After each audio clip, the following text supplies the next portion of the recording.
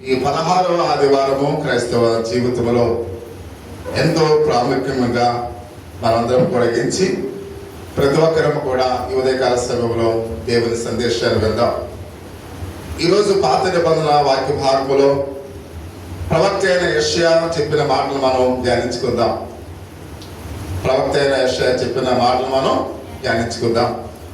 యెషయా రక్షకుడు గురించి, యేసుక్రీస్తు వారి గురించి, అంటే ఆయన జననాన్ని గురించి, ఆయన యొక్క మరణము గురించి, శ్రమ గురించి, ఆయన పరిచయంలో ఆయన వాడిన ప్రతి మాట గురించి యెషయా ప్రవచించినట్లుగా మనం చూస్తూ ఉన్నాం.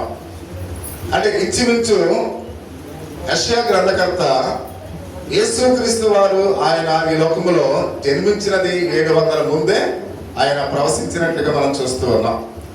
ఈ మాటలు ఎప్పుడు రాశాడంటే ఆయన 700 సంవత్సరాల ముందు రాశారు.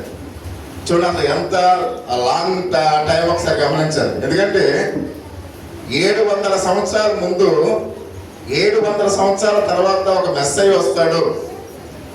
ఆయన మన కొరకు ఏ విధంగా ఆయన జననం ఉంటుంది, ఆయన శ్రమలు ఉంటాయి, ఆయన మరణం ఉంటుంది, ఆయన పునరుత్థానుడై మరలా తిరిగి ఏ విధంగా లేస్తాడని ముందుగానే యెషయా ప్రవచించినట్లుగా పరిశుద్ధ గ్రంథంలో అయితే మనం చూస్తూ ఉన్నాం. కనుక అనేక విధాన్ని పాత నిబంధన సువార్తికుడు అని చెప్తూ ఉంటారు. యెషయా గారిని ఏమంటారంట? పాత నిబంధన సువార్తికుడు అని చెప్తూ ఉంటాడు. సాధారణంగా పాత ఓల్డ్ టెస్టమెంట్ అంతా కూడా ధర్మశాస్త్రం గురించి ఎక్కువ వివరిస్తూ ఉంది. కానీ యెషయా గ్రంథం అంతా కూడా, యెషయా గ్రంథం కూడా ఎన్ని పుస్తకాలు? 66 పుస్తకాలు. బైబిల్ ఎన్ని పుస్తకాలు? 66 పుస్తకాలు. అంటే ఇక్కడ మనం గమనించినట్లయితే యెషయా ప్రవచించిన ఈ మాటలు మనం చూసినట్లయితే నేటి వాక్య భాగంలో ప్రవక్త మాటలు ఒకసారి మన రక్షకుడు మాట్లాడిన మాటలే అనే విషయాన్ని మనం గమనించాలి. అంటే 700 సంవత్సరాలకు ముందు యెషయా ప్రవచించిన ఈ యొక్క మాటలు 7 సంవత్సరాలు అయిన తర్వాత ప్రభు యేసుక్రీస్తు వారు జన్మించి ఇవే మాటలు ఎవరు మాట్లాడారు? యేసు ప్రభు వారు మాట్లాడినట్లుగా మనం చూస్తూ ఉన్నాం. అంటే యెషయా ఏమైతే ప్రవచించాడో ఆ ప్రవచించిన మాటలన్నీ కూడా ప్రభు మాట్లాడి ఉన్న మాటలే అని ప్రతి ఒక్కరిని కూడా గమనించవలసినట్లుగా మనం చూస్తూ ఉన్నాం. ప్రవక్త ఇక్కడ యేసు యొక్క శ్రమ గురించి మాట్లాడుతూ ఉన్నాడు. ప్రభు అయిన యేసుక్రీస్తు వారు దేని గురించి మాట్లాడుతున్నాడంట? యేసయ్య శ్రమల గురించి మాట్లాడుతూ ఉన్నాడు. అసలు రక్షకుడు శ్రమల పడడానికి గల కారణాలు ఏంటో మనం తెలుసుకోవాలి. ఆయన రక్షకుడై ఉన్నాడు. మనము శ్రమలు పడడానికి ఆయన శ్రమలు పడడానికి కారణం ఏంటి? అంత మాత్రమే కాకుండా అలాగే ఆ శ్రమలు అయితే నేటికి నెరవేర్చుకుందామా అనే ఒక విషయాన్ని మనము గమనించవలసిన వారు మనం చూస్తూ ఉన్నాం. ఇక్కడ ఆయన ప్రవక్త మాటలు అంటున్నాడు, రక్షకుడు మన పాపమును బట్టి శ్రమ పడి ఉన్నాడు అని మనం చూస్తూ ఉన్నాం. ఈరోజు మనం వింటున్న వాక్యం ఏంటి? రక్షకుడు మన పాపమును బట్టి శ్రమ పడి ఉన్నాడు. 2 విషయాలు మనం చూస్తున్నాం. ఆయన ఎందుకని శ్రమ పడ్డాడు? రెండవదిగా ఆయన శ్రమలో వేటిని నెరవేర్చి ఉన్నాయో మనం తెలుసుకోవాలి. ప్రియ సహోదరి సోదరుడా, ఆయన శ్రమలో దేనిని నెరవేర్చినాయి అని ప్రతి ఒక్కరిని కూడా గమనించాలి. జీవితంలో ఎన్నో కష్టాలు కూడా మనం వెళ్తూ ఉంటాం. అంత క్షేమకరంగా ఎవరి జీవితం కూడా కొనసాగదు. ప్రతి ఒక్కరి యొక్క వ్యక్తిగత జీవితంలో అయితేనేమి, సంఘ పరిచర్యలు అయితేనేమి, మన కుటుంబాల్లో అయితేనేమి ఎన్నో శ్రమల గుండా మనం ప్రయాణం చేస్తూ ఉంటాం. ఎప్పుడు సంతోషమే మన యొక్క ముఖాల్లో ఉన్నది, కానీ కొన్ని సందర్భాల్లో దుఃఖాన్ని కలిగి ఉంటాం, కొన్ని సందర్భాల్లో వేదన కలిగి ఉంటాం, కొన్ని సందర్భాల్లో బాధల్ని కలిగి ఉంటాం. అంటే మన అందరం కూడా ఏదో ఒక సమయంలో ఆ యొక్క శ్రమల గుండా ప్రయాణం చేసిన వారమే అనే విషయాన్ని ప్రతి ఒక్కరిని కూడా గమనించాలి. నేను పుట్టినది మొదలుకొని ఇప్పటి వరకు నేను హ్యాపీగా ఉన్నానని ఎవరిని కూడా మనం చెప్పలేం. ప్రియమైన మాటలు అలాగనే విషయానికి మనం చూస్తే అలాగే వాటిని అధిగమించడానికి చాలా ప్రయత్నాలు చేస్తూ ఉంటాం. మనకు వచ్చిన శ్రమలు అయితేనేమి, మనకు వచ్చిన కష్టాలు అయితేనేమి, వాటిని అధిగమించడానికి మనం ఏం చేస్తుంటాం? చాలా ప్రయత్నాలు చేస్తూ ఉంటాం. అంత మాత్రమే కాకుండా ఈ చిన్న చిన్న శ్రమలకు మనం ఎంతో బాధపడుతుంటాం. ప్రియ సహోదరి సహోదరుడా, ప్రతి శ్రమకు కూడా మనం ఏం చేస్తూ ఉంటాం? బాధపడుతూ ఉంటాం. వాటి గురించి మనము అనేక దిగులుగా అనేక సార్లు మనం కూర్చున్న సందర్భాలు కూడా ఉన్నాయనే విషయాన్ని మనం చూస్తూ ఉన్నాం.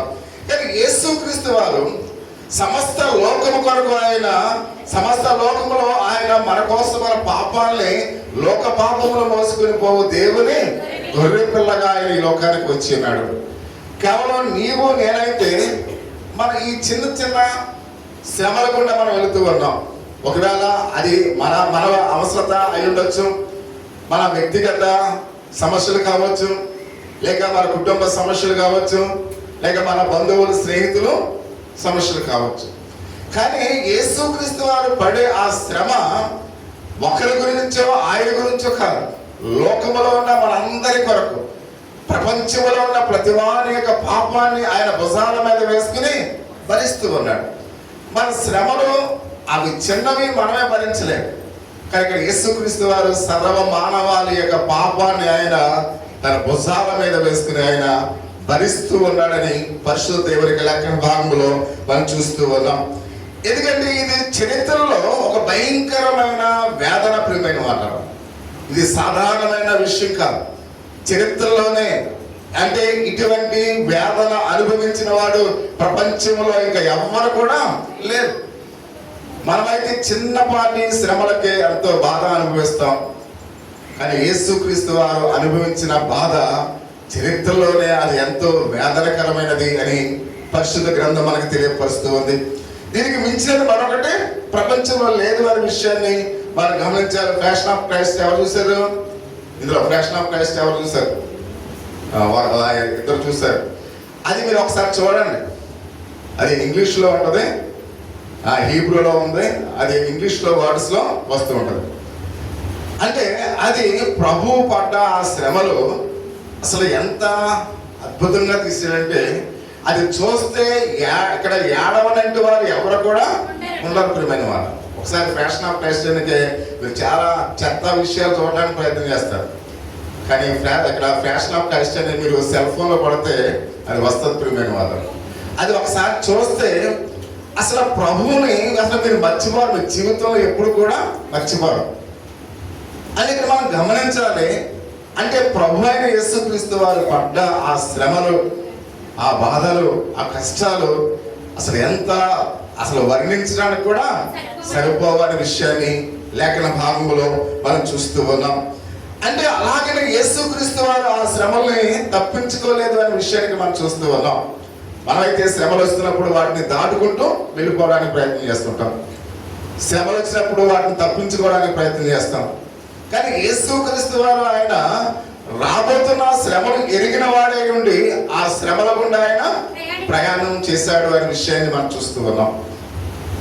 ఎవరైనా మనం కొడతారంటే మన వీపుని చూపిస్తామా? చూపించు. ఎవరైనా పెడతారంటే తినడానికి ప్రయత్నం చేస్తాం, కానీ ఎవరైనా కొడతారంటే మనం ఆ ప్రదేశానికి వెళ్ళాం.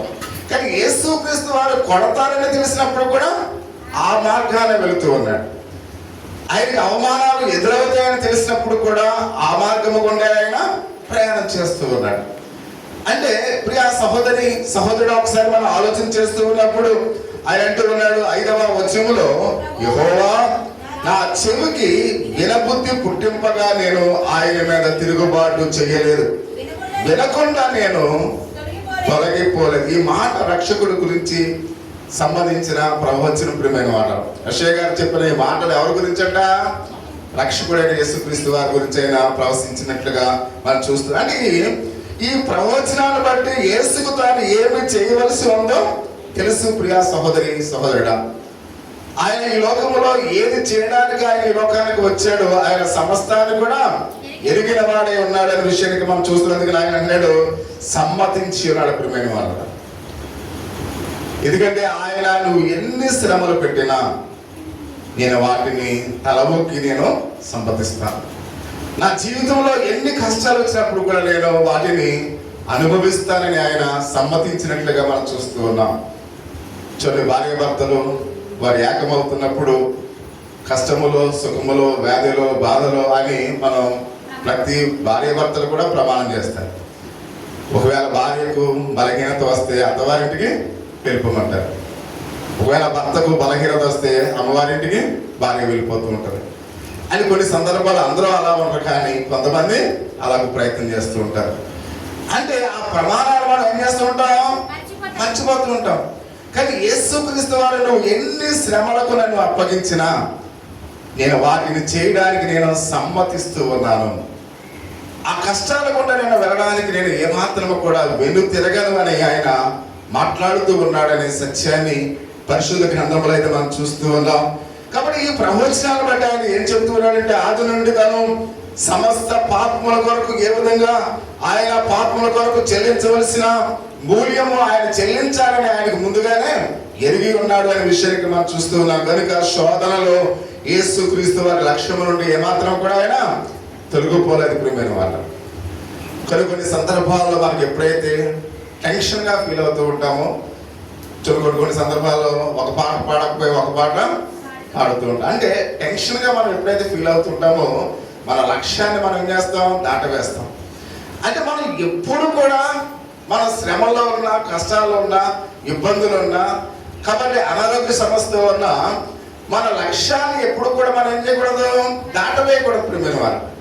అంటే మన శ్రమలు, మన బాధలు, మన కష్టాలు మన లక్ష్యం నుండి మనల్ని వెనక్కు మళ్లించకూడదు అనే విషయానికి మనం చూస్తూ ఉన్నాం. అందుకని ఇక్కడ ప్రభువైన యేసుక్రీస్తు వారు కూడా ఆయనకి ఎన్ని శ్రమలు వచ్చినప్పుడు కూడా, ఎన్ని బాధలు వచ్చినప్పుడు కూడా తన లక్ష్యం నుండి ఆయన ఏమాత్రం కూడా వెనుదిరగలేదు అనే విషయానికి మనం చూస్తూ ఉన్నాం. ఎందుకంటే లక్ష్యం నుండి తొలగించడానికి సాతాను భౌతికమైన వాటిపై దృష్టించినట్లుగా ప్రయత్నం చేస్తూ ఉంటాడు ప్రియమైన వాళ్ళు. సాతాను ఏం చేస్తూ ఉంటాడు? మన లక్ష్యాన్ని ఎప్పుడైతే మనము నెరవేర్చకుండా పక్కదారిలో వెళ్ళడానికి భౌతికమైన ఆశలు మనం చూపిస్తూ ఉంటాడు. అంటే భౌతికమైన ఆశలు మనం ఎప్పుడైతే మన దృష్టి ఉంచుతామో మన లక్ష్యాన్ని ఏం చేస్తాం? మర్చిపోతాం. కాబట్టి ఎప్పుడు కూడా మనం ఏం చేయకూడదు? మన లక్ష్యాన్ని మర్చిపోకూడదు. ప్రియా సహోదరి, సహోదరుడా, ఎన్ని అవమానాలు ఎదురైనా, ఎన్ని బాధలు ఎదురైనా, ఎన్ని కష్టాలైనా మనం దేని మీద అయితే మన సాధన ఉందో దానిని చివరి వరకు కూడా మనము కొనసాగించాలి. అది కనుక పరిశుద్ధ గ్రంథంలో మనం చూస్తూ ఉన్నాం. కాబట్టి సాతాను భౌతికమైన వాటి మీద ఎంత దృష్టి ప్రభువారిని మలిచినప్పుడు కూడా దానికి ఏమాత్రం కూడా ఆయన లొంగలేదు ప్రియమైన వాళ్ళు. సాతాను 3 విధాలుగా శోధించింది యేసు ప్రభువారిని. ఎలా శోధించింది? ఈ లోక రాజ్యాలను ఇస్తానంది. ఇంకొకటి ఆ రాళ్ళను రెట్లుగా చేసుకోమంది. ఆ ఎత్తైన శిఖరము నుండి తోసివేస్తే నీ యొక్క దేవదూతలు నిన్ను పట్టుకున్నాడు. అంటే యేసుక్రీస్తు వారు ఒక లక్ష్యం మీద ఉన్నాడు. దాన్ని డైవర్ట్ చేయడానికి సాతాను ఏం చేస్తుంది? లోకములో ఉన్న వాటి వైపు మళ్ళిస్తుంది ప్రియమైన వారు.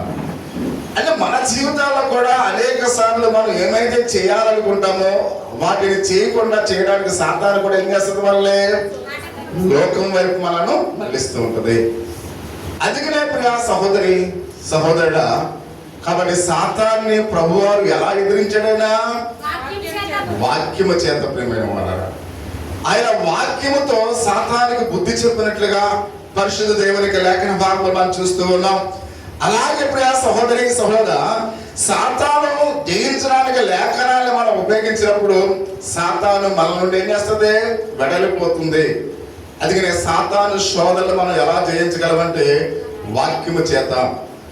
ఆ వాక్యమే మనల్ని తప్పుదోవ పట్టించే సాతాను నుండి మనల్ని ఏం చేస్తుందంట? రక్షిస్తూ ఉంది అనే విషయానికి మనం చూస్తూ ఉన్నాం. తను శ్రమ పెడతానని యేసుక్రీస్తు వారు శిష్యులతో చెప్తూ ఉన్నాడు.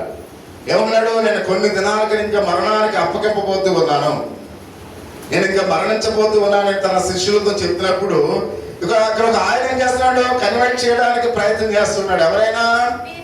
పేతురు గారి ప్రియమైన వాళ్ళ. ఆ మరణము నీకు దూరం అగును గాక అంటూ ఉన్నాడు.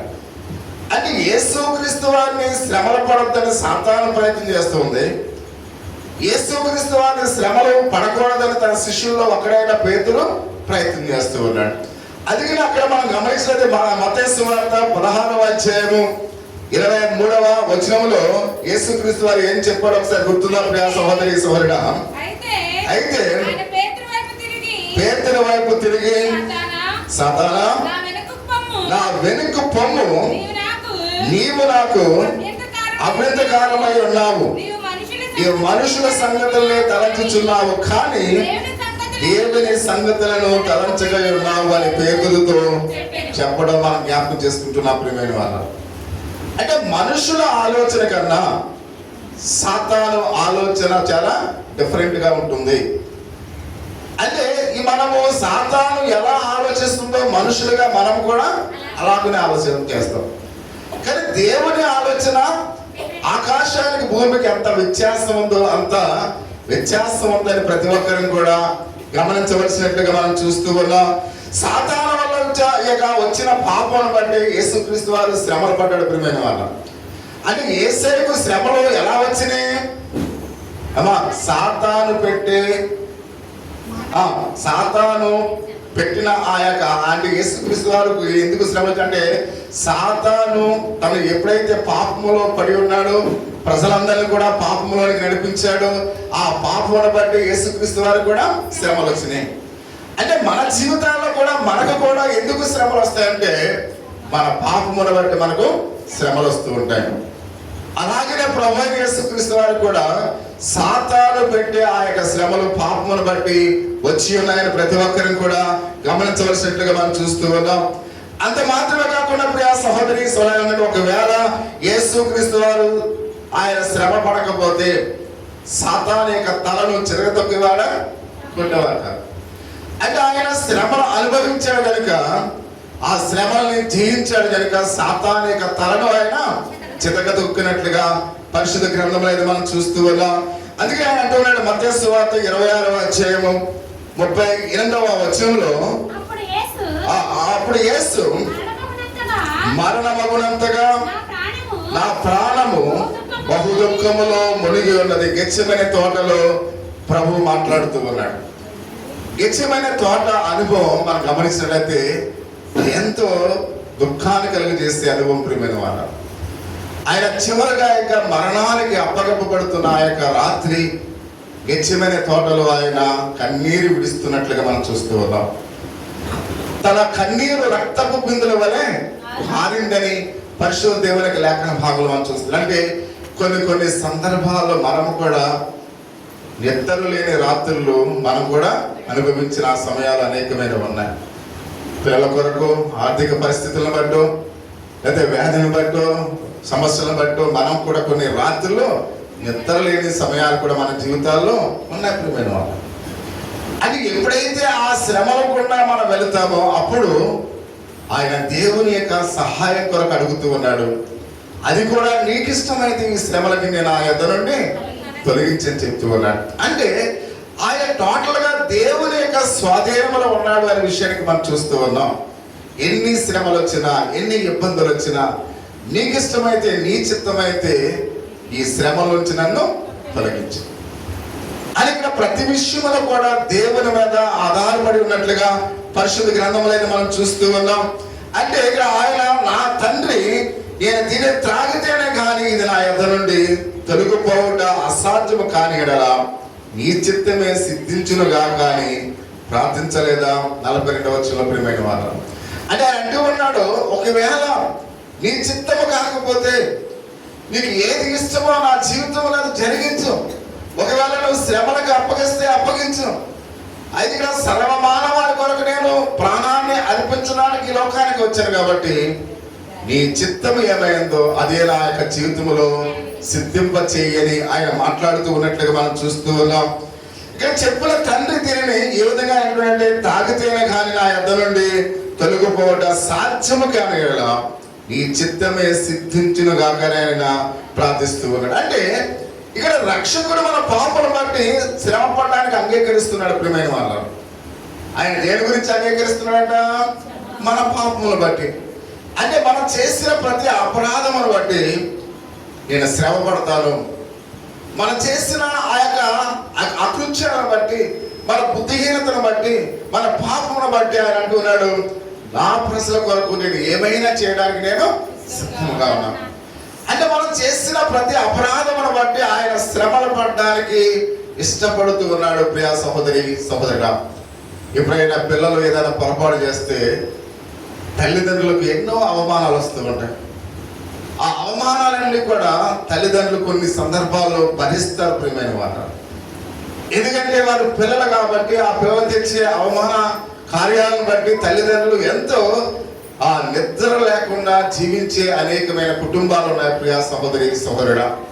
అంటే పిల్లలు సరైన మార్గంలో పెంచకపోతే, పిల్లలు సరైన మార్గంలో నడిపించకపోతే మన జీవితాల్లో కూడా అనేకమైన అకృత్యాలకు మనము కూడా లోనవుతూ ఉంటాం. అంటే యేసుక్రీస్తు వారు కూడా అదే చెప్తూ ఉన్నాడు ప్రియా సహోదరి సహోదరుడా. అయితే సర్వ మానవాళి కొరకు వారు చేస్తున్న పాపము కొరకు నేను శ్రమలు అనుభవిస్తాను. అంటే వాళ్ళు ఎటువంటి శ్రమలు అంటే అక్కడ మనం గమనించి ఎటువంటి పాపములకైనా నేను మూల్యాన్ని చెల్లించడానికి ఇష్టపడుతూ ఉన్నానని ప్రభువు మాట్లాడుతూ ఉన్నట్లుగా మనం చూస్తూ ఉన్నాం. అందుకే కనుక యెషయా ఆయన చెప్తూ ఉన్నాడు, నేను ఆయన మీద తిరుగుబాటు చేయలేదు అంటూ ఉన్నాడు. ఇక్కడ వినకుండా నేను తొలగిపోలేదు. అంటే దేవుని మీద ప్రభువు ఏమాత్రం కూడా ఏం చేయలేదంట, తిరుగుబాటు చేయలేదు. నేను ఆయన నుండి ఏమాత్రం కూడా నేను తొలగిపోను, ఆయన మాట వింటాను. అంటే పిల్లలైన మనము మన తల్లిదండ్రుల యొక్క మాట వినాలి ప్రియా సహోదరి సహోదరుడా. ప్రభు చెప్తూ ఉన్నాడు, నేను ఆయన మాట వింటూ ఉన్నాను. ఇక్కడ అనేక మంది యూత్ ఉన్నారు. మీ యొక్క తల్లిదండ్రుల మాట మీరు వింటూ ఉన్నారా, లేక వింటున్నట్లు నటిస్తూ ఉన్నారా? ఎందుకంటే నిన్ను నువ్వు మోసం చేసుకుంటే నేను ఎవరు కూడా ఇంకా నిన్ను బాగు చేయలేకపోయిన వాడు. కాబట్టి నిన్ను నువ్వు మోసం చేసుకోకు, నీ తల్లిదండ్రులను నీవు మోసం చేయకు. కాబట్టి అందుకనే యవనస్తులు యవనరాళ్ళు ప్రతి ఒక్కరు కూడా గమనించాలి. ప్రభు దేవుని మాట విన్నాడు, ఆయన మీద ఏమాత్రం కూడా తిరుగుబాటు చేయలేదు.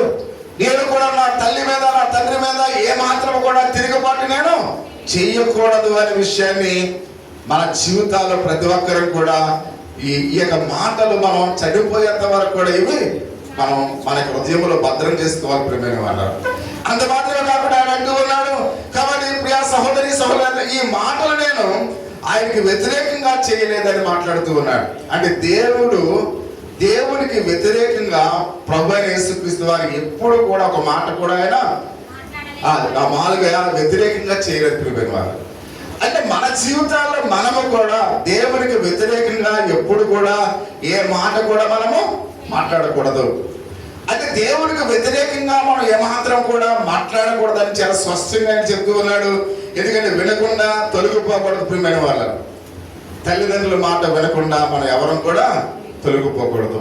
అంటే ప్రభువారు కూడా తన తండ్రి అయిన దేవుని మాట విన్నాడు, దాని నుండి ఏమాత్రం కూడా తొలగిపోలేదు. అంత మాత్రమే కాకుండా యోధా ఇశ్రాయేలు యోధా సైనికులతో ఎప్పుడైతే గెత్సేమనే తోటలోకి వచ్చి ఉన్నాడో అక్కడ జరిగిన ఒక సందర్భాన్ని మనం చూస్తూ ఉన్నాం. యేసుక్రీస్తు వారు ఏం చేశాడో ఒకసారి గుర్తుందా ప్రియా సహోదరి సహోదరుడా?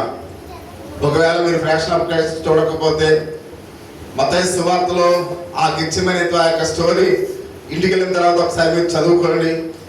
ఆ గెత్సేమనే తోటలో ప్రభువు చేసిన సన్నివేశాన్ని ఒకసారి జ్ఞాపకం చేసుకోండి.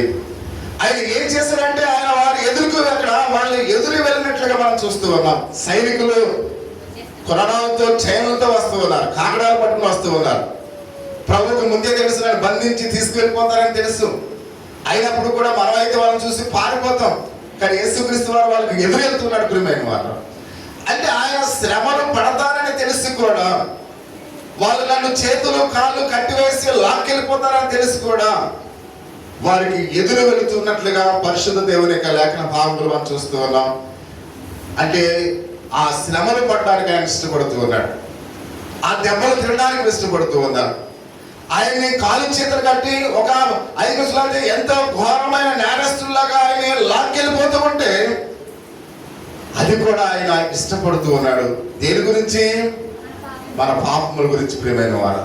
నీవు నేను మనము చేసిన పాపములను బట్టి, అంటే మనం చేసిన ప్రతి అపరాధమును బట్టి ఆయన ఆ గెత్సేమనే తోటలో నుంచి ఆయన లాక్కు వెళ్ళిపోతున్నట్లుగా మనం చూస్తూ ఉన్నాం. మూడవదిగా మనం గమని అంతేకాదు ఎదురుగా దాడి చేసి పేతురు ఇక్కడ ఉద్దేశించి ఆయన మాట్లాడుతున్నాడు. పేతురు నీ కత్తి వరలో పట్టుకునమని చెప్పినట్లుగా మనం చూస్తూ ఉన్నాం. ఎందుకంటే పేతురు దుడుగు పేతురుని మనం చూస్తూ ఉన్నాం. ఎప్పుడైతే ప్రభువారిని చాలా ప్రేమించిన వాళ్ళు పేతురు ఒక ఆయన ప్రియమైన వాళ్ళు. ఎప్పుడైతే ఆ సైనికులు ప్రభువుని పట్టుకోవడానికి ప్రయత్నం చేస్తూ ఉన్నారో అక్కడ అతని యొక్క మాలుగా అక్కడ బొడ్డులో ఉన్న కత్తిని తీసి ఏం చేశాడు? మలుకు అనే సైనికుడి యొక్క చెవును తెగనరికాడు. తెగనరికితే అక్కడ అంటున్నాడు, ఆ కత్తి నీ వలలో పెట్టు, నువ్వు ఎలా చేయలేదు, ఎందుకంటే కత్తి పట్టుకున్న వాడు కత్తితోనే మరణిస్తాడు. అందుకే మనం ఎవరు కూడా కత్తితో ఎవరి మీద కూడా దాడి చేయడానికి మనం ఇష్టపడకూడదు, ఎందుకంటే ఆ కత్తితోనే నీవు నేను కూడా మరణిస్తాం ప్రియమైన. అందుకని అన్నాడు, నువ్వు ఆ బెదురు ఆ కత్తి నీ వరలో పెట్టు అని ఆ మలుకు యొక్క ఆ యొక్క చెవును మనం ఏం చేశాడు? అతికించినట్లుగా మనం చూస్తూ ఉన్నాం. అంటే అంత మాత్రమే కాకుండా ఇంకొక పని చేశాడు ఆ సహోదరి సహోదర, ఆయన వాళ్ళని అప్పగించడమే కాకుండా తన శిష్యులు కూడా విడిచిపెట్టమని చెప్తున్నాడు. ఏమన్నాడు? ఆ యొక్క రోమా సైనికులతో అన్నాడు, అయ్యా మా శిష్యులందరినీ కూడా విడిచిపెట్టు, మీరు నన్ను బంధించి తీసుకెళ్ళిపోండి. అంటే ఆ చివరి క్షణంలో కూడా తన శిష్యుల మీద ఆయన ప్రేమను చూపిస్తున్నాడు ప్రియమైన వారు. అంటే వారు ఈ శ్రమలు పడకూడదు. నా వెంట చూడండి, మనం చూసినట్లయితే మామూలుగా మనం చూస్తూ ఉన్నాం, యుద్ధంలో ఐక్యమైన ఒక ఆయన ఉంటాడు. అంటే అతడు బాగా, అంటే అతడు చనిపోతే 1000 మంది సైనికులు చనిపోతారండి. అంటే ఆ 1000 మంది సైనికులు చనిపోయిన తర్వాతే అతడు మేజర్ అనే అతను చనిపోతాడు. అంటే ఒక మేజర్ చనిపోతే మనం ఎంతమంది చనిపోయారనుకోవాలి? అమ్మ చెప్పాలి, ఎంతమంది చనిపోయారనుకోవాలి? 1000 మంది చనిపోయారనుకోవాలి ప్రియ సహోదరి సహోదరుడా. అంటే ఒక విషయాన్ని ఇక్కడ మనం గమనించినట్లయితే యేసుక్రీస్తు వారు ఆయన చనిపోతేనే, ఆయన చనిపోయాడంటే అక్కడ ఉన్న వాళ్ళందరూ కూడా చనిపోవాలి. కానీ ఇక్కడ మనం చూసినట్టే మానవుని యొక్క ఆలోచనకు దేవుని ఆలోచనకు చాలా వ్యత్యాసం చూస్తున్నాం ప్రియ సహోదరి సహోదరుడా. అంటే యేసుక్రీస్తు వారు నేనైతే నేను అప్పగొప్పడానికి సిద్ధంగా ఉన్నాను, కానీ మా శిష్యులను మీరు ఏమాత్రం కూడా ఏమీ చేయకుండా వాళ్ళు విడిచిపెట్టినప్పుడు వాళ్ళు అక్కడి నుంచి పారిపోయినట్లుగా పరిశుద్ధ దేవుని యొక్క లేఖన భాగంలో మనం చూస్తున్నాం. దీని తర్వాత ఆయన శ్రమల గురించి యెషయా వివరిస్తూ ఆయన అంటున్నాడు 5వ వచనంలో, కొట్టువారికి నా వీపును అప్పగించి తిని, వెంట్రుకలు పెరిగివేయ వారికి నా శంపలను అప్పగించి తిని, ఉమ్ము వేయ వారికి అవమానపరచు వారికి నా ముఖము దోచుకొనలేదు అని ప్రవశించినట్లుగా మనం చూస్తూ ఉన్నాం. అంటే యేసుక్రీస్తు వారు ప్రియ సహోదరి సహోదరుడా ఒకసారి గమనించండి. అంటే ఆయన మనకి ఏదైనా ఒక దెబ్బ పడితే మనం చేయి దాచుకుంటాం.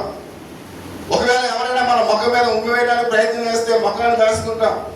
కానీ ఇక్కడ యేసుక్రీస్తు వారు కొట్టువారికి తన వీపునిచ్చేశాడు ప్రియమైన వారు. ఎవరైతే ఉమ్ము వేయడానికి సిద్ధంగా ఉన్నారో వేసుకోవాలని ఆయన ముఖాన్ని దాచుకోలేదు ప్రియమైన. అంటే ఆయన సర్వమానవాడి కొరకు ఎంతగా శ్రమలు పడడానికి ఆయన ఇష్టపడుతూ ఉన్నాడు. ముందుగానే యెషయా ప్రవశించినట్లుగా మనం చూస్తూ ఉన్నాం. ఈ సువార్త మనం చదివితే యెషయా మాటలు మన మధ్యలోనికి వస్తే ప్రియ సహోదరి సహోదరుడా, ఎప్పుడైతే మీరు ప్రభు పడ్డ ఈ శ్రమలు ఒకసారి మీరు చదివితే మన మనసులోకి ఏమొస్తుందంట? యెషయా గ్రంథకర్త రాసిన మాటలు మనం చూస్తాం. అంత మాత్రమే కాకుండా ఆయన యెషయా 53వ అధ్యాయంలో కూడా ఆయన ఎంతగానో శ్రమల గురించి ఆయన ప్రవశించినట్లుగా మనం చూస్తూ ఉన్నాం ప్రియ సహోదరి సహోదరుడా. అది యేసుక్రీస్తు వారు కొట్టబడి ఉన్నాడు, యేసుక్రీస్తు వారు గాయపరచబడి ఉన్నాడు. ప్రధాన యాజకుడి ఎదుట తన ముఖము మీద అనేక మంది కొట్టినట్లుగా మనం చూస్తూ ఉన్నాం. అంటే ప్రధాన యాజకుల మీద ఆయన చూస్తూ ఉండగా అనేకులు ఏం చేశారంట? ఆయన్ని కొట్టారు ప్రియ సహోదరి సహోదరుడా. చూడండి ఎంత అవమానాన్ని ఆయన భరించాడో, వినాలి, ఎంత అవమానాన్ని భరించాడో ఒకసారి గమనించండి ప్రియ సహోదరి సహోదరుడా. అంటే యాజకుల ఎదుటే ఆయన కొట్టబడి ఉన్నాడు. ఎవరైనా మన పెద్ద మనుషులు ఎదుట ఎవరైనా మనం తిట్టారనుకోండి ఏం చేస్తాం? ఫీల్ అయిపోతాం. ఎందుకంటే ఏంటి పెద్దవాళ్ళ ముందు నన్ను తిడుతున్నారంటే మనం ఫీల్ అవుతాం, అవమానంగా భావిస్తాం. అంటే యాజకుల ఎదుట ప్రభువారిని కొడుతున్నప్పుడు కూడా, ఆయన హేళన చేస్తున్నప్పుడు కూడా ఆయన భరించాడు ప్రియ సహోదరి సహోదరుడా. ఎవరైనా మన యొక్క ఇంటి పక్క వాళ్ళు ఎదురుగా తండ్రి ఏదైనా మాట్లాడితేనే పిల్లలు చాలా కోపాన్ని కలుగుతారు. ఏంటి అందరూ ఎదురుకుండా నన్ను తిడుతున్నావేంటి అంటారు. అంటే ఎవరు కూడా తట్టుకోలేరు, అవమానాన్ని ఎవరు కూడా తట్టుకోలేరు. అంటే యేసుక్రీస్తు వారి ప్రధాన యాజకుల ముందే అవమానించినప్పుడు కూడా ఆయన ఏమాత్రము కూడా వాటిని బట్టి ఆయన సీరియస్ గా తీసుకోలేదు, కానీ ఆయన అవమానముగా ఎంచుకోలేదనే విషయానికి మనం చూస్తూ ఉన్నాం. ముఖం మీద అనేక మంది ఉమ్ము వేస్తారు ప్రియమైన వాళ్ళు. మన ముఖం మీద ఎవరైనా ఉమ్ము వేస్తే మనం ఊరుకుంటామా? ఏమా, ఒక ఉమ్ము వేస్తే మనం 2 ఉమ్ములు వేస్తాం. కొంతమంది ముఖం మీద ఏగిపోయినా కానీ సోలైన దారం వెళ్తున్నారు అనుకోండి, తప్ప పూసేస్తుంటారు. ఒక్కోసారి అలాంటి వాళ్ళు మామూలుగా అంటే వాళ్ళు ఆ అయిష్టాన్ని ఏం చేస్తున్నారు, ఆ ఉమ్ము రూపంలో వేస్తుంటారు. కొంతమంది పాత్రలు అయితే గట్టిగా ఇలా పడేస్తుంటారు. ఇదేంటి బాబు, వాళ్ళు కొనుక్కున్న పాత్రలు కూడా కోపంగా అంటే ఆ పాత్రలు కూడా ఏం చేస్తున్నారు, పగల కొట్టేస్తున్నారు. అంటే కోపము అనేక రూపాలుగా వారు చూపిస్తూ ఉంటారు. ప్రభు వారి యొక్క ముఖం మీద కూడా అనేక మంది ఉమ్ము వేసినట్లుగా మనం చూస్తూ ఉన్నాం. ఆయన అనేక మంది ఎగతాళి చేశారు సహోదరి సహోదరుడా. చాలా మంది ఎగతాళి చేయడానికి ఇష్టపడుతూ ఉంటారు. ప్రభువాన్ని కూడా ఎగతాళి చేసినట్లుగా మనం చూస్తూ ఉన్నాం. అంటే ఎగతాళి భాగంలో ఆయన మీద ఏం పెట్టారు, ముళ్ళ కిరీటం పెట్టారు ప్రియా సహోదరి సహోదరుడా. అంటే ఆయన ఏమన్నాడు, నేను రాజునని చెప్తున్నాడు. నువ్వు రాజు అంటే రాజు తల మీద కిరీటాన్ని పెట్టారు.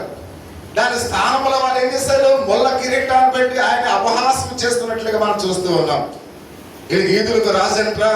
ఈదులకు రాజంట అని ఆ తల మీద ముళ్ళ కిరీటం పెట్టి ఒక పాత వస్త్రాన్ని తొడిగించి, ఆ పాత వస్త్రాన్ని తొడిగించిన తర్వాత ఆ యొక్క తల మీద ముళ్ళ కిరీటం పెట్టి ఒక పుల్లమొక్క చేతిలో పెట్టుకుని ప్రభువారిని ఎంతగా అవమానించారో అసలు ఆ మాటలు చూస్తే, నా కోసం ప్రభు ఎంత శ్రమ పడ్డా, నా పాపల గురించి ఎంత వేదన చెందాడా, ఆయన నా కోసము సర్వస్వాన్ని దారబోసాడా అని అసలు మనం ప్రభువారిని అసలు ఎప్పుడు కూడా ఆయన్ని విడిచిపెట్టం ప్రియమైన వాళ్ళ. అందుకనే వాక్యాన్ని మనము మన యొక్క హృదయాంతరంగాల్లోకి వెళ్ళేటట్లుగా మనం దాన్ని వినాలి అనే విషయాన్ని మనం గమనించాలి. అంత మాత్రమే కాకుండా ఆయన మాట్లాడుతూ ఉన్నాడు. ప్రియ సహోదరి సహోదర, ఎగతాళిలో ఆయన ఎగతాళి చేసి మరి ఆయన చేతికి రెల్లు ఇచ్చినట్లుగా మనం చూస్తూ ఉన్నాం. ఎవరైనా మన చేతికి రెల్లు అంటే ముళ్ళు ఇస్తే పట్టుకుంటామా? అమ్మా, ఎవరైనా ఒక ముళ్ళు కంప తెచ్చి మన చేతిలో ఉంచారనుకోండి, మనం పట్టుకుంటామా? పట్టుకో. అంటే తన చేతిలో ఆ రెల్లు పెట్టినట్లుగా మనం చూస్తూ ఉన్నాం. అంటే ఆయన ఎగతాళి చేస్తూ ఉన్నారు, అవమానిస్తూ ఉన్నారు అనే విషయానికి మనం చూస్తూ ఉన్నాం. ఆయన వీపు దున్నబడి ఉన్నది, శిరస్సు గాయపరచబడి ఉన్నదని మనం చూస్తూ ఉన్నాం. చూడండి, ఆయన వీపంతా కూడా, అంటే దీన్ని ఎలా అయితే దీన్ని ఆ చిత్రకారుడు ఎంతో అందంగా చేశాడు. వాస్తవంగా మనం చూసినట్లయితే ప్రభు యొక్క శరీరం అంతా కూడా రక్త ముద్ద అయిపోయింది ప్రియమైన వాళ్ళ. అంత మాత్రమే కాక తన వీపంతా కూడా గాయాలతో దున్నబడి ఉన్నట్లుగా మనం చూస్తూ ఉన్నాం. అంత మాత్రమే కాకుండా ప్రియా సహోదరి సహోదర, కాబట్టి అనేక మంది ఆయనను శిరస్సును కూడా గాయపరిచారు ప్రియమైన వాళ్ళ. తల మీద చిన్న దెబ్బ తగిలితేనే మనం ఎంతో బాధ అనుభవిస్తాం. తల మీద చిన్న ముళ్ళు గుచ్చుకుంటేనే ఎంతో ఘోరమైన బాధను భరిస్తాం ప్రియమైన వాళ్ళ. ఆయన తల మీద ఆ ముళ్ళ కిరీటాలు పెట్టి దాన్ని ఇలా గుచ్చిన వెంటనే ఆ ముళ్ళు నరనరాల్లోకి మెదల్లోకి అవి దిగిపోయిన ప్రియమైన వాళ్ళు. అయినప్పుడు కూడా వాటిని భరించినట్లుగా పరిశుద్ధ గ్రంథములో చాలా తేటగా మనం చూస్తూ ఉన్నాం. అంత మాత్రమే కాకుండా ప్రియ సహోదరి సోదరులైన యూదులకు రాజురా అని పిలుస్తూ అనేక రకాలుగా వేళ చేస్తూ ఉన్నారు. యూదులకు రాజంట్రా అంటే ఒకడు రెండోసారి దాన్ని రెక్టిఫై చేయడం, అంటే హేళనగా మాట్లాడటం, అవమానకరంగా మాట్లాడటం, ఇలాంటి పరిస్థితుల్లో మనం చూస్తూ ఉంటాం. కొంతమంది పేదవాళ్ళని చూసి, కొంతమంది ఆ మామూలుగా ఆహారం లేని వారిని చూసి చాలా మంది హేళన చేస్తూ ఉంటారు. సరైన వస్త్రాలు లేకపోతే, ఒకవేళ తల్లిదండ్రులు పేదవారి ఆ పిల్లలకు సరైన వస్త్రాలు కొనకపోతే వాళ్ళని చూసి హేళన చేస్తూ ఉంటారు, అవమానిస్తూ ఉంటారు, కంపారిజన్ చేసుకుంటూ ఉంటారు. అంటే అలా అనేక మంది ఏం చేస్తుంటారు, ప్రజలను అనేక విధాలుగా హేళన చేయడం నేర్చుకుంటారు ప్రియమైన వాళ్ళ.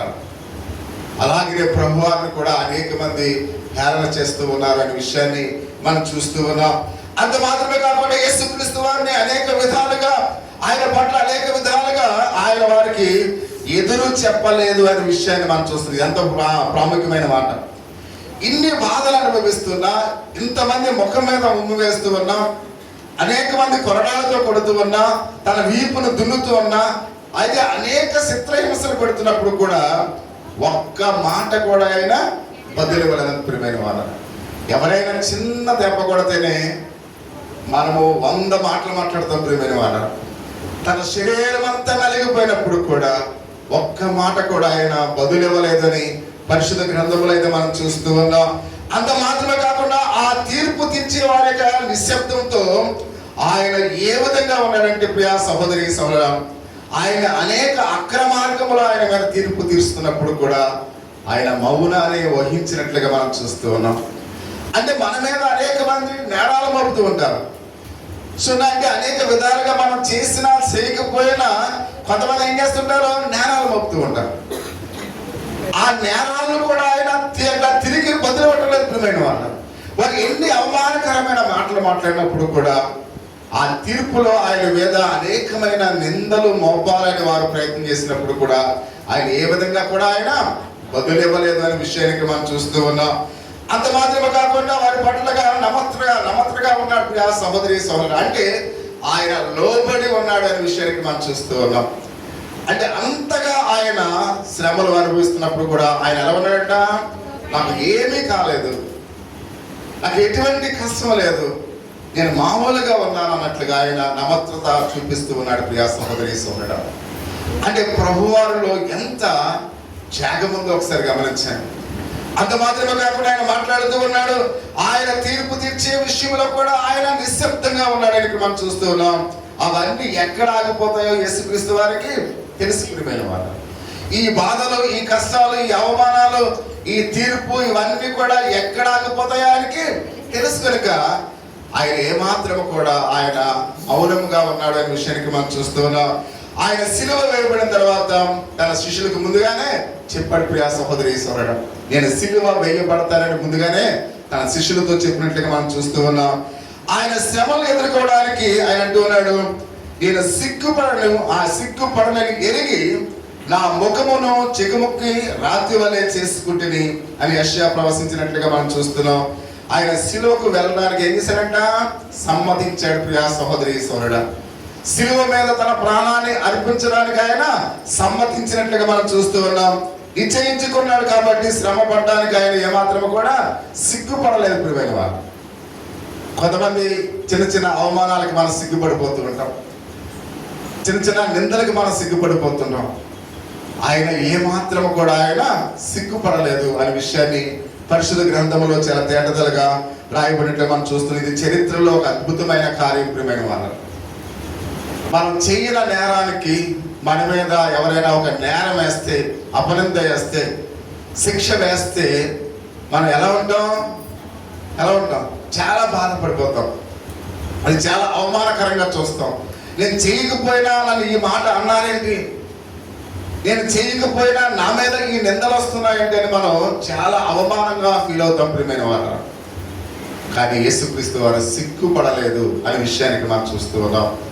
ఆయన ముఖాన్ని చిక్కుముక్కి రాతి వలె చేసుకున్నాడని యెషయా గ్రంథకర్త సెలవిస్తున్నట్లుగా మనం చూస్తూ ఉన్నాం. అందుకనే ఆయన మనల్ని ప్రేమించాడు కనుక మనల్ని రక్షించడానికి ఆయన శ్రమలు పడుతున్నాడు ప్రియమైన వారు. అంటే ఆ ప్రేమే బలవంతం చేస్తూ ఉంది. ఆ ప్రేమ మన కోసం చనిపోయేటట్లుగా చేస్తుంది. ఆ ప్రేమ తన శ్రమలను మన మీద అది చూసినట్లయితే ఆ యొక్క శ్రమలు మనం అనుభవించడానికి కూడా ఆయన ఇష్టపడుతూ ఉన్నాడు. మొన్న ఒక 30 సంవత్సరాలు ఉన్న అమ్మాయి తన తండ్రి కిడ్నీ పాడైపోతే తన కిడ్నీ ఇచ్చేసిన తండ్రికి ప్రియమైన వాళ్ళు. చాలా అద్భుతం. ఎందుకంటే సాధారణంగా మనం ఏమనుకుంటాం, నా తండ్రి అలా పెద్ద వయసు అయిపోయాడు కాకపోతే ఈ రోజు కాకపోతే రేపు పోతాడులే అనుకుంటాం. కానీ ఆ 30 సంవత్సరాల వయసు కలిగిన ఆ యొక్క సహోదరి తన తండ్రి కోసం తన కిడ్నీని ఏం చేసింది, దానం చేసింది. ఇది ఎంతో అద్భుతం ప్రియా సహోదరి సహోదరుడు. అంటే ఎందుకు దానం చేసింది, తన తండ్రి మీద ఉన్న ప్రేమ చెప్పున. అంటే తన తండ్రిని చూస్తుంది, తన తండ్రిని ప్రేమిస్తుంది కనుక తన శరీరంలో ఈ 2 కిడ్నీలు ఉంటాయి. ఒకవేళ ఒక కిడ్నీ పనిచేయకపోతే 2వ కిడ్నీతో అయినా బ్రతకొచ్చు. కానీ ఒకవేళ ఒక కిడ్నీ తీసేస్తే 2వ కిడ్నీ పాడవుతుంది, ఇంకా చనిపోవాలి. అంటే అయినప్పుడు కూడా తన తండ్రి మీద ప్రేమ చెప్పున తన కిడ్నీని ఏం చేసింది, దానం చేస్తుంది ప్రియమైన వాళ్ళు. అలాగే ఇన్ని శ్రమలు వస్తున్నప్పుడు కూడా, ఇన్ని బాధలు వస్తున్నప్పుడు కూడా ఆయన మనందరినీ కూడా ప్రేమించాడు కనుక అవన్నీ కూడా భరిస్తూ ఉన్నాడు. ఆయన మనలో ఉన్న ఆ యొక్క ప్రేమనే చూస్తూ ఉన్నాడు. మనం నశించబోవడం ఆయనకి ఇష్టం లేక మన ముందు ఉంచిన ఆనందము కొరకు ఆయన ఎదురు చూస్తున్నాడు. ఏప్రిల్ రాసిన పత్రికలో 12వ అధ్యాయంలో మనం చూస్తూ ఉన్నాం. అంటే తన ముందు ఉంచిన ఆనందం ఏంటంటే మనము పరలోక రాజ్యంలోనికి వెళ్ళాలని. అంటే మనం అందరము కూడా పరలోక రాజ్యంలో సంతోషించాలని. కాబట్టి వీళ్ళ కొరకు నేను ఏదైనా చేయడానికి నేను సిద్ధంగా ఉన్నానని అంటే మన మీద ఆయనకి ఎంత ప్రేమ ఉందో ఒకసారి ప్రతి ఒక్కరికి కూడా గమనించాలి. అందుకనే తల్లికి అన్నం ఉన్నా లేకపోయినా పిల్లలు తినేదాకా ఉండదు ప్రియమైన వాళ్ళ. కొన్ని సందర్భాల్లో తల్లికి అన్నం ఉండదు, అయినా కూడా అడ్జస్ట్ అయిపోయి ఆ ఉన్న మెతుకులు తిని ఏం చేస్తుంది, పండుకుంటారు. అంటే ఆ తల్లి తన పిల్లల మీద ఉన్న ప్రేమ ఈ విధంగా చూపిస్తుంది ప్రియమైన వాళ్ళ. అంటే ముందుగానే తల్లి తినేస్తే ఆ పిల్లలకి ఎలా పరిస్థితి? అందుకని ఏం చేస్తారు, ఆ యొక్క తల్లి అందరికి, భర్తకు పిల్లలకు అందరికి పెట్టిన తర్వాత అప్పుడు ఆ తల్లి ఆ ఉన్న దాంట్లో అడ్జస్ట్ అయి తింటారు ప్రియమైన వాళ్ళు. అంటే ఆ పిల్లల మీద ఉన్న ప్రేమ ఆ విధంగా తన ఆకలితో ఉన్న అది లెక్క చేయరు ప్రియ సహోదరి సహోదరుడా. అందుకని మన జీవితాల్లో మనము కూడా, కాబట్టి మన జీవితంలో మనము కూడా మన కుటుంబాన్ని ఎలా ప్రేమిస్తూ ఉన్నాము, వారి కొరకు ఎన్ని కష్టాలు వచ్చినా, ఎన్ని అవమానాలు వచ్చినా, ఎన్ని బాధలు వచ్చినా, ఎన్ని నిందలు వచ్చినా కొన్ని సందర్భాల్లో మనం కూడా భరించాలి ప్రియ సహోదరి సహోదరుడా. ఎందుకంటే మన కుటుంబం మీద ప్రేమ అవి మనము ఏమాత్రము కూడా వాటిని బట్టి మనం చింతించకూడదు, వాటిని బట్టి మనము బాధపడకూడదు అనే విషయాన్ని మనం చూస్తూ ఉన్నాం. ఇంకొక మాట ఇక్కడ మనం గమనించినట్లయితే ప్రియ సహోదరి సహోదరుడు ఆయన అంటూ ఉన్నాడు, మన తిరుగుబాటు దేవుని యొక్క కోపాన్ని ఆహ్వానించినట్లుగా మనం చూస్తూ ఉన్నాం. నిజంగా ఆదాము హవ్వలు చేసిన తిరుగుబాటు దేవుని యొక్క ఉగ్రత మన మీద రావడానికి ఆహ్వానించింది ప్రియమైన వాళ్ళం. అంటే దేవుడు తన ఉగ్ర రూపాన్ని కలిగి ఆయన ఈ లోకానికి వచ్చినప్పుడు మనందరినీ కూడా ఆయన నాశనం చేయాలి. ఎందుకంటే ఆయన ఒక్క క్షణం విడిచిపెడితే మనం ఎందుకు పనికిరం ప్రియ సహోదరి సహోదరుడా. ఎందుకంటే ఆయన ఒక్క క్షణము నువ్వెవరో నాకు తెలియదంటే మనం అక్కడే స్పాట్లో చనిపోతాం. కానీ ఆయన అనుదినము కూడా నిన్ను నన్ను బ్రతికిస్తూ ఉన్నాడు. అనుదినము మన ఊపిరిని మన దగ్గర ఉంచుతూ ఉన్నాడు ప్రియ సహోదరి. దేవుడు నాకేం చేశాడు అంటారు చాలా మంది. అసలు నువ్వు ఈ రోజు దేవుని మందిరానికి రావడమే ఆయన చేసిన గొప్ప కార్యం ప్రియమైన వారు. నువ్వు బ్రతికుంటమే ఆయన చేసిన గొప్ప కార్యము. కానీ దేవుడు నాకేం చేశాడు మనం అంత బాగా కూడా దేవుని మీద ఏదో ఒకటి నిందవేయడానికి ప్రయత్నం చేస్తుంటాం. కానీ దేవుడు నన్ను ఈ రోజు ఉదయాన్నే లేచి ఆయన స్మరించడానికి గొప్ప కార్యాన్ని చేశాడని మనం దేవుడు చేసిన కార్యాన్ని వివరించాలి ప్రియ సహోదరి సహోదరుడా. కాబట్టి అందుకని ఆయన మాట్లాడుతూ ఉన్నాడు, దేవుని యొక్క విశ్వాసములో మన పాప స్వభావం బట్టి దేవుడి న్యాయానికి శిక్ష తెచ్చేటట్లుగా ఉంది. కానీ యేసుక్రీస్తు వారి తండ్రితో అన్నాడు, తండ్రి వారి స్థానంలో నేను మరణిస్తాను, వారి స్థానంలో నేను శిక్షింపబడతాను, వారి స్థానంలో నేను ఆ శిలువ మ్రాణి మీద వాళ్ళందరి కొరకు నేను మరణిస్తానని మన స్థానంలో ప్రభు వారు ఆ శిలువ మ్రాణి మీద ఆయన చనిపోయినట్లుగా మనం చూస్తూ ఉన్నాం. ఆయన శ్రమలు ఏ విధంగా ఇక్కడ ఉన్నాయో చూసినట్లయితే అన్నాడు, శిక్షించే వారిని కూడా విడిచిపెట్టమని ఆయన అడుగుతున్నాడు ప్రియమైన వాళ్ళు. ఆయన ఎంత దయగలిగిన వాడు ఒకసారి గమనించాలి. ఏమన్నాడు ఆయన ఎవరైతే శిక్షిస్తూ ఉన్నారో ఆ శిక్షించిన వారిని కూడా విడిచిపెట్టమంటూ ఉన్నాడు. ఎందుకంటే తండ్రి మీరు ఏమి చేయించున్నారు వీరు ఎరుగురు కనుక వీరిని క్షమించం. అంటే మనం తిట్టేవారిని అవమానించే వారిని మనం క్షమిస్తామా? క్షమించం. కానీ ప్రభు తను కొట్టిన వారిని కూడా క్షమిస్తూ ఉన్నాడు, తను అవమానించిన వారిని కూడా క్షమిస్తూ ఉన్నాడు. అందుకని ఆయన ప్రేమ ఎంతో విలువైనది ప్రియమైన వాళ్ళరా. చివరి యొక్క మాట మనం చూస్తూ ఉన్నాం, ఒకడు అన్యాయంగా శ్రమ పడితే ఆ శ్రమల ఫలితం మనకు మంచి జరుగుతుంది అనుకుంటాం. ఏమనుకుంటాం? ఏదైనా అన్యాయంగా మనం ఏమైనా శ్రమలు వచ్చాయనుకోండి, మనం ఏమంటాం, నేను అన్యాయంగా ఈ శ్రమలు పాలవుతున్నాం కాబట్టి నా జీవితంలో ఏదో ఒకటి మంచి జరుగుతుందని మనం అనుకుంటాం. అలాగే ఇక్కడ తన శ్రమలను బట్టి మంచి జరుగుతుందని యేసుక్రీస్తు వారు నిరీక్షించలేదు ప్రియమైన వాళ్ళు. మనం ఏం చేస్తాం, మనం మంచి కార్యాలు చేసి శ్రమ పడుతున్నప్పుడు నా జీవితంలో ఎప్పటికప్పుడు మేలు జరుగుతుంది, మంచి కార్యం జరుగుతుంది, మనం ఏం చేస్తుంటాం, నిరీక్షిస్తూ ఉంటాం. కానీ యేసుక్రీస్తు వారు ఆయన నిరీక్షించలేదు. ఎందుకంటే ఆయన మంచి కార్యం చేశాడు కాబట్టి నాకు మంచి జరుగుతుందని ఆయన నిరీక్షించలేదు. ఎందుకంటే తన శ్రమల ద్వారా జరగబోయేది ఏంటో ఆయనకు తెలుసు ప్రియమైన వాళ్ళు. అంటే ఆయన ముందుగానే గ్రహించాడు కాబట్టి వాటిని అన్నిటిని కూడా ఆయన ఎరిగి ఉన్నాడు అనే విషయాన్ని మనం చూస్తూ ఉన్నాం. అందుకని నిశ్చయత ఆయన కలిగి ఉన్నాడు కనుక యేసుక్రీస్తు యొక్క శ్రమపడి ఆయన మరణించి ఉన్నాడు. తన అర్పణ మనకు ఏ విధంగా ఉండబోతుందో కూడా వీటిని ఆయన తెలియపరుస్తున్నట్లుగా మనం చూస్తూ ఉన్నాం. అందుకని అంటాడు 8వ వచనంలో, యెషయా గ్రంథం 8వ వచనంలో, నన్ను నీతిమంతుడుగా ఎంచేవాడు ఆసన్నుడై ఉన్నాడు, నాతో వ్యాజ్యమాడు వాడు ఎవడు, నా ప్రతివాది ఎవడు, అతను నా యొద్దకు రానిమ్ము అని ఇక్కడ మాట్లాడుతూ ఉన్నట్లుగా మనం చూస్తూ ఉన్నాం. అందుకనే యేసుక్రీస్తు వారు తన పరిచర్యలో శత్రువులతో యోహాను సువార్త 8వ అధ్యాయము 46వ వచనములో ఈ మాటలను పోలిక కలిగి ఉన్న ఈ మాటల సువార్తలో మనం చూస్తూ ఉన్నాం. ప్రియ సహోదరి సహోదరుడా, నా యందు పాపముందని మీలో ఎవడు స్థాపించును అని అడుగుగా అందుకు ఎవరు కూడా సమాధానము ఇవ్వలేదు. ఎవరు కూడా యేసుక్రీస్తు వారిని నిందించలేదు.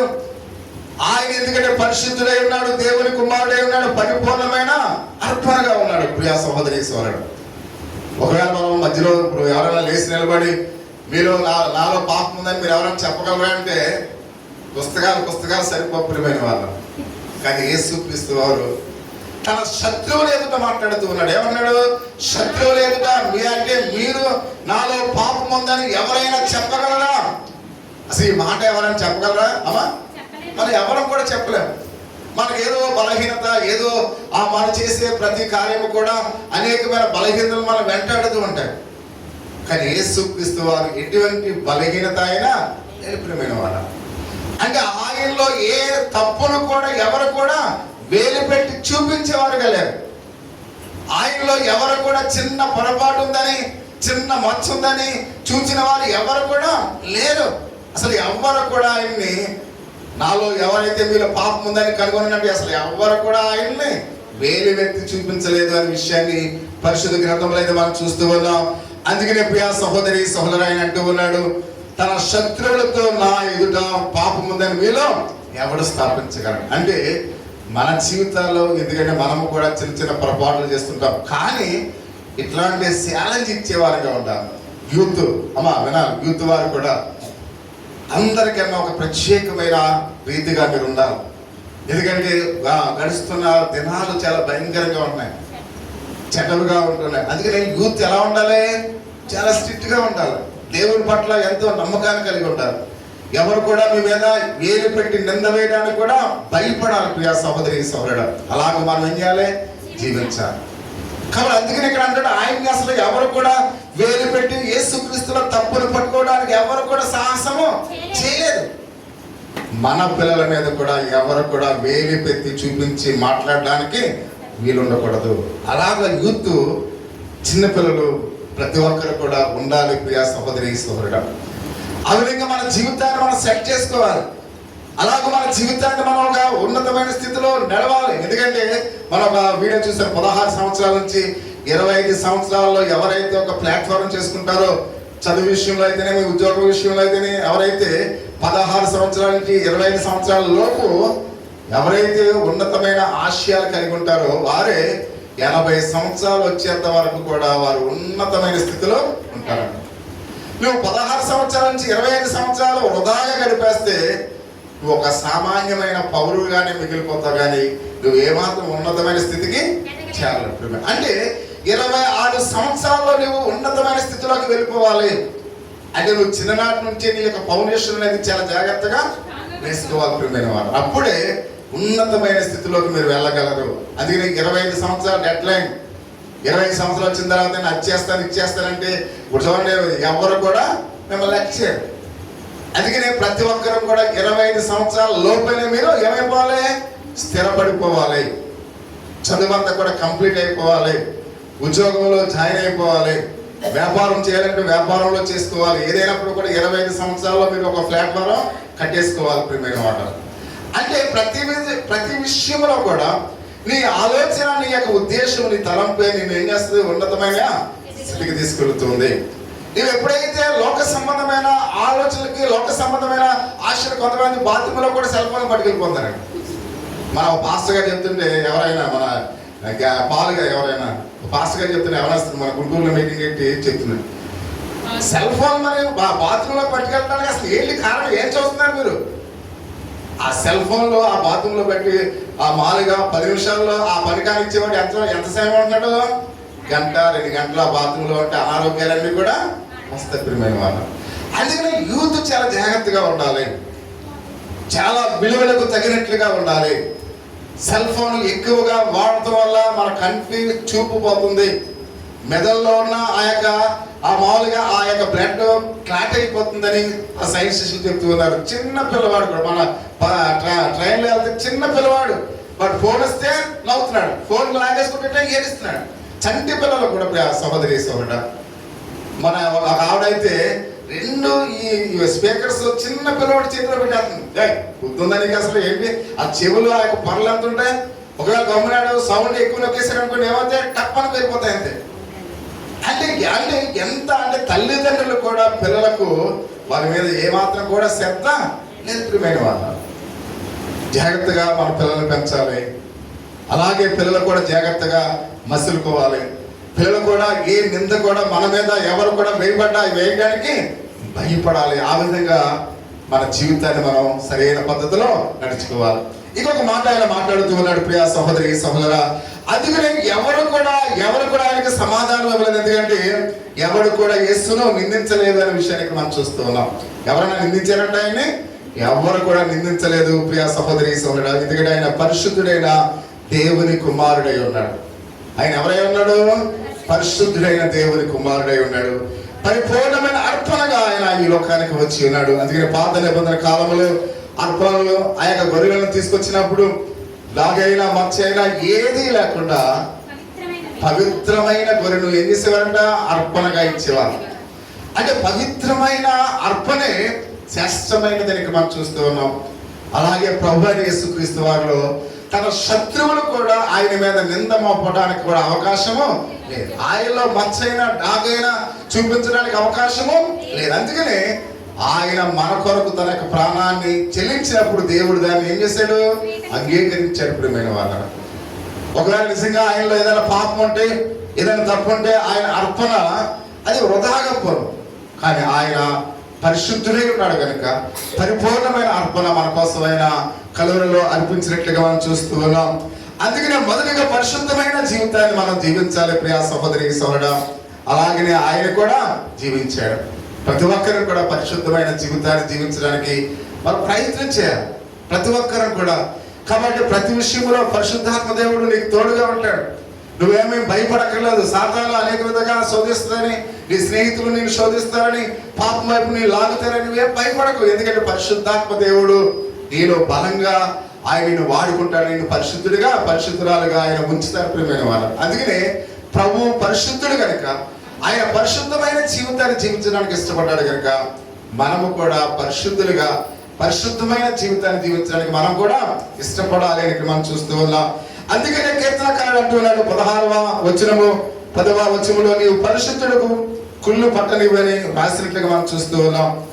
ఆయన మరణించడానికి రాత్రి యేసు తన యొక్క శిష్యులను ఉద్దేశించి అన్నాడు, నేను తండ్రి నాతో ఉన్నాడని చెప్తున్నాడు ప్రియా సహోదరి సహోదరుడు. ఏమన్నాడు ఆయన?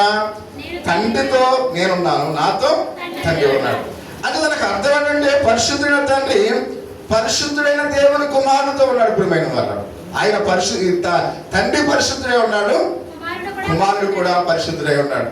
కాబట్టి వాళ్ళిద్దరూ కూడా ఏకమైనట్లుగా పరిశుద్ధ గ్రంథం అనేది మనం చూస్తూ ఉన్నాం. అదే కాబట్టి యేసుక్రీస్తు వారు చేసినంత కూడా పరిశుద్ధమైనది ప్రియా సహోదరి సహోదరుడా. అంటే ఆయన ఏ పని చేసినా కూడా ఎలాంటి పని అంటది? పరిశుద్ధమైనది.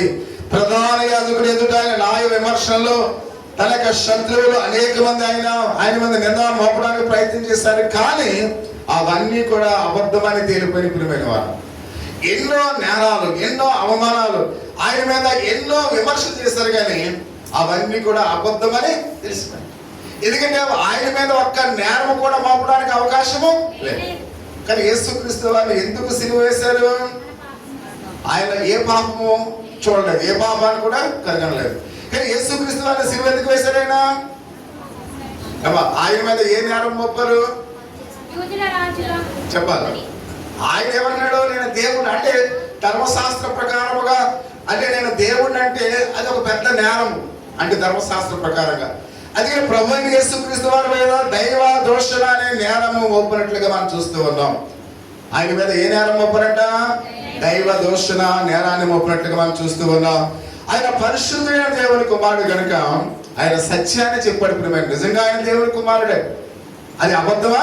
అబద్ధం కాదు. అబద్ధం కాకపోయినప్పుడు కూడా దాని మీద నేరాన్ని మోపి ఆయన ఏం చేశారు? సిలువ వేశారు.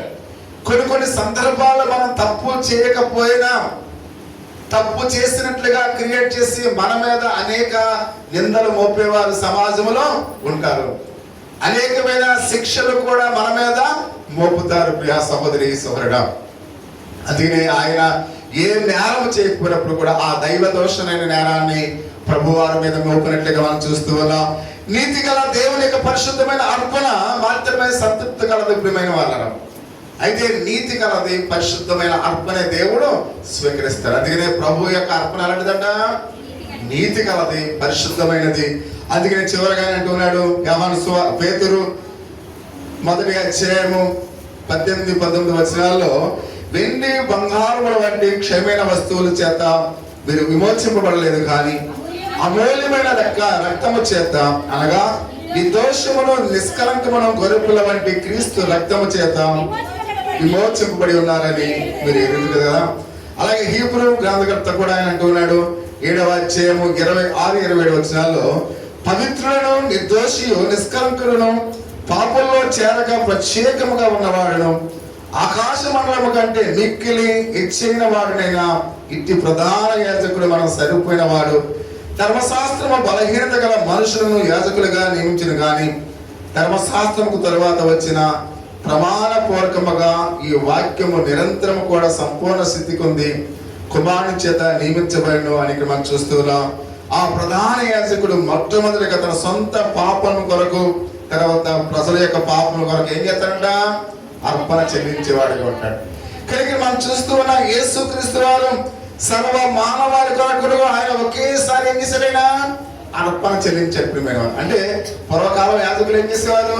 ముందు వారి పాపములు దేవుని దగ్గర ఒప్పుకునేవారు, తర్వాత వాళ్ళు ఏం చేసేవారు?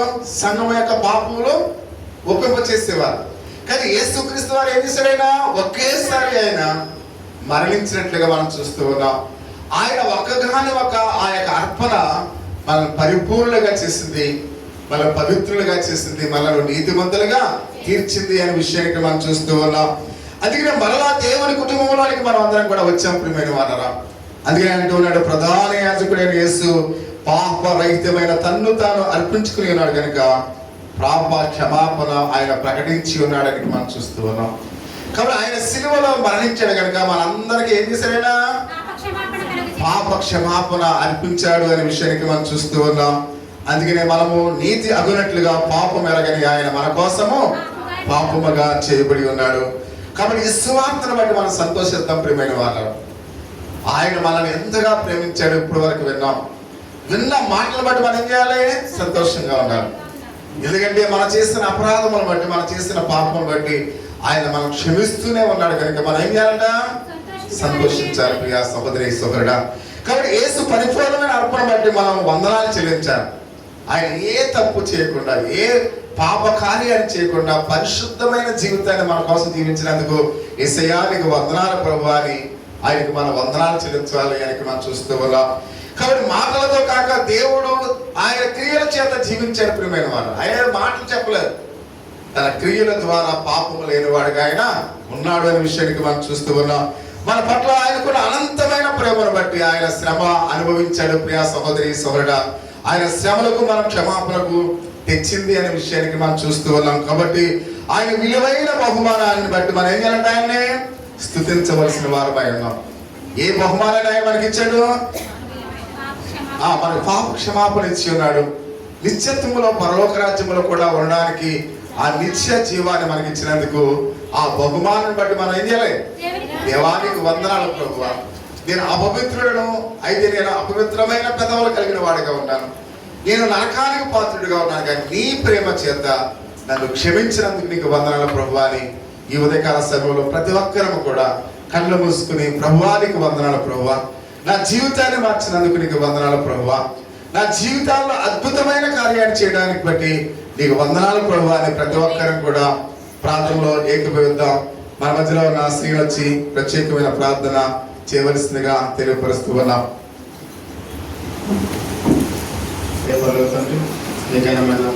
స్తోత్రం. ఇదిగో ప్రభావ గడిచిన సెప్టెంబర్ నెలంతా నీ కృపలో నీ కాపుదల మనం భద్రపరిచి కాచి దాచి నాయన ప్రభా ఈ యొక్క అక్టోబర్ మొదటి వారంలో నాయన ప్రభా మీ యొక్క సన్నిధానంలో నాయన ప్రభా మమ్మల్ని సజీవుల వరుసలో ఉంచిన విధానం బట్టి నీకు వేలాది వందనాలు స్తోత్రాలు. దిగిన ఇంతవరకు మీ యొక్క పాటల ద్వారా మీ యొక్క వాక్యం ద్వారా నాయన ప్రభా